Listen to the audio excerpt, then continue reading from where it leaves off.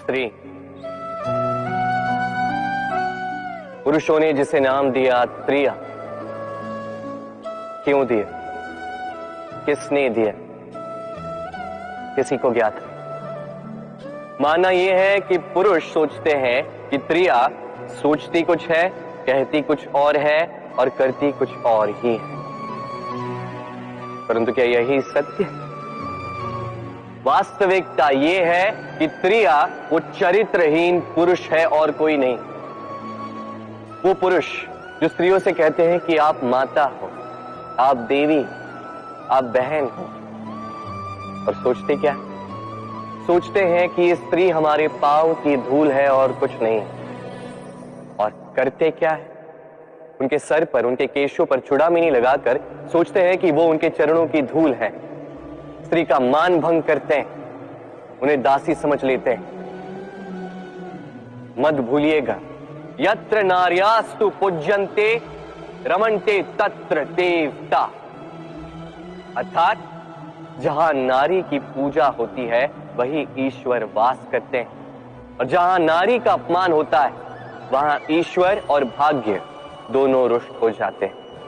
स्मरण रखिए, यदि नारी कल्याणी है तो नारी महाचंडी भी बन सकती। यदि नारी माता बन के जन्म दे सकती है तो नारी मृत्यु बन के विनाश भी कर सकती। जहां नारी का अपमान होगा वहां महान भारत भी महाभारत की ओर जा सकता है। स्मरण रखिए, नारी का अपमान कदापि नहीं हो सकता, और यदि नारी का अपमान हुआ अर्थात आपका विनाश आपके निकट आ रहा है, और ये उसके पहले कदम की पहली आहट है। मेरे अपमान का मूल्य हस्तिनापुर को अपने नाश के साथ देना होगा, नाश के साथ देना होगा, नाश के साथ देना होगा। हरे मुरारी, हे नाथ नारायण वासुदेवा। तुम्हारा अस्तित्व, तुम्हारा व्यक्तित्व ही अग्नि से जन्मा है। यदि किसी ने तुम्हें कलंकित करने का प्रयास किया तो सर्वप्रथम उसी के हाथ जल जाएंगे। मुझे क्षमा कर दो द्रौपदी। मैं क्षमा चाहता हूँ कि जिस पुरुष जाति का निर्माण किया, आज उसी पुरुष जाति ने स्त्री की ये दशा की है। आज धर्म और अधर्म की परिभाषा एक हो चुकी। एक नारी का क्रंदन देखकर भी किसी भी मनुष्य का हृदय नहीं पिघला। आज ईश्वर का मानव जाति से विश्वास उठ चुका है।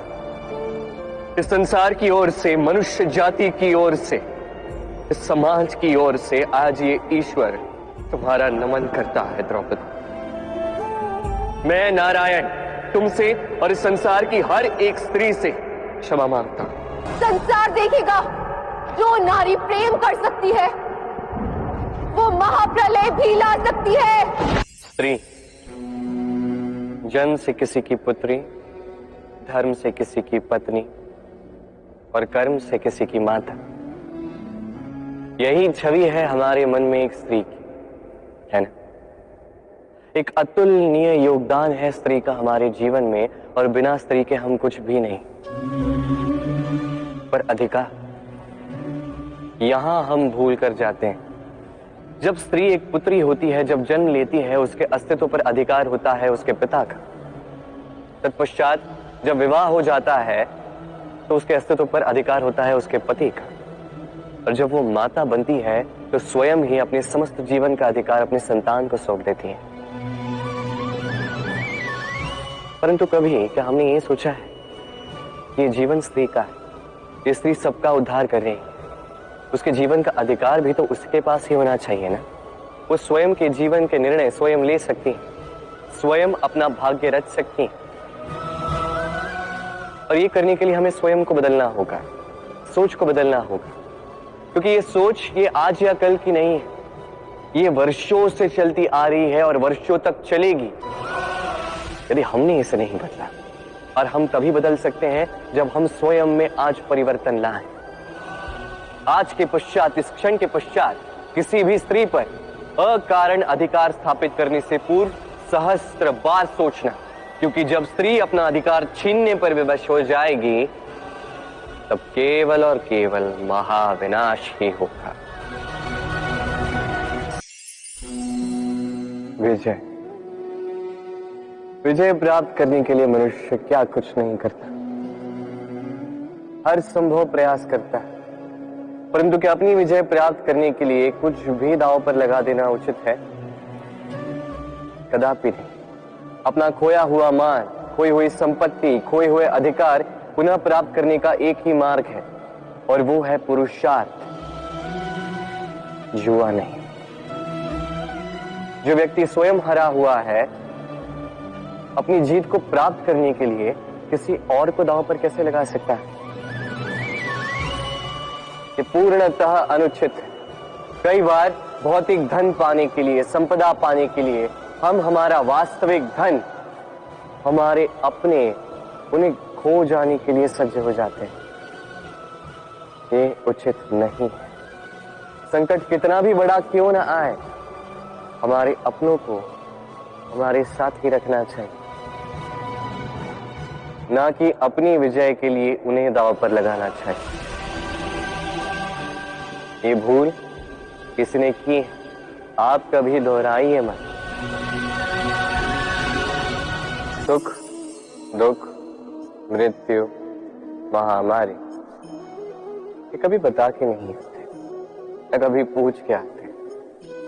और कुछ ऐसा ही होता है द्यूत का ये खेल, एक कारागार की भांति, एक मकड़ी के जाल की भांति।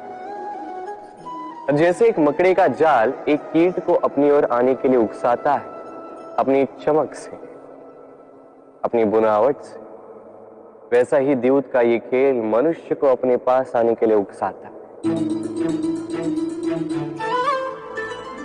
अंत में जाके मनुष्य फंस जाता है।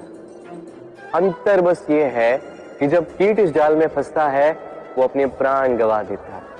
मनुष्य जब द्यूत के इस उकसावे में आता है, वो अपना मान, अपना धन, सब कुछ गंवा देता है, अपना विवेक खो बैठता है। और आप अपना विवेक कभी मत खोइएगा। यदि आपके मन में लालच आ जाए, आप लोलुप हो जाओ, यदि आप द्यूत के इस खेल में प्रवेश कर जाओ, तो बस स्मरण रखना, लौट कर वापस आना लगभग असंभव है। इस विवेक का साथ कभी नहीं छोड़ना, क्योंकि विनाश के आने का पहला संकेत ही विवेक का जाना।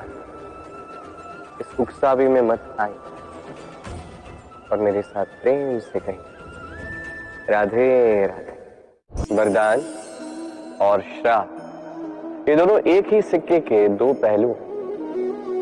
ये वरदान हमें कई कारणों से मिलता है, कभी हमारे परिश्रम के कारण, कभी तपस्या के कारण, कभी हमारे पुरखों के परिश्रम और तपस्या के कारण। परंतु ये वरदान कब तक वरदान ही रहेगा, ये हम निश्चित नहीं करते। ये निश्चित करते हैं केवल हमारे कर्म। यदि आपको उदाहरण दूं, तो किसी रेशम के कीड़े को देखिए, उसे वरदान प्राप्त है कि वो अपनी सुरक्षा के लिए खोल बना सकता है। अब वो उसमें इतना मधांध हो जाता है कि वो एक ऐसा खोल बना देता है जिसमें स्वयं ही गिरता है, दबकर मर जाता है। इसका तात्पर्य क्या है? तात्पर्य सरल है। गर्व करना ठीक है, किंतु अहंकार करना बिल्कुल ठीक नहीं।